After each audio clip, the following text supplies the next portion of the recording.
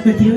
म पुतली सडकमा बस्थेँ, अनि सावित्रीजी डिउटीमा जानु र हेर्दै हेर्दै बाटोमा भेट भयो एकजना छन् देवसँग र लक्ष्मी उहाँ पनि लको अन्तिम वर्षमा हुनुहुन्थ्यो। अर्थशास्त्र मान्यले गर्ने भएको म पनि अर्थशास्त्र मान्यले गरेर ल पढ्दै थिएँ। किनभने जब मैले जागिर खान गएँ कसैले पनि पत्ती आएन, किनभने तिमी त काङ्ग्रेस हो, सबै विद्यार्थीले काङ्ग्रेस हुनुहुन्छ, केही नलागेर अनि घरमा गएर रोइरहेर अब म कानुन पढ्छु भनेर पढ्दै थिएँ। त्यही बेला शान्तिजीसँग मेरो भेट भयो।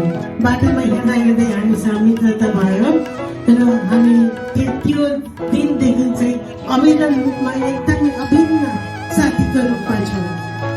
र मैले के देखेको छु भने शान्तिजीमा धेरै विशेषता छ। उहाँ बहुमुखी प्रतिभाको धनी हुनुहुन्छ। अहिले नै हामीले सुन्यौँ उहाँले गरेका कामहरू, उहाँले लेखेका कापीहरू र अन्य विभिन्न जुन एक्टिभिटिज उहाँले गर्नुभएको छ, उहाँको किताब पनि मैले पढेर सकेको छु। र मलाई लाग्छ यो बहुमुखी प्रतिभाको धनीले भन्न बाहेक कसैले गर्न सक्दैन।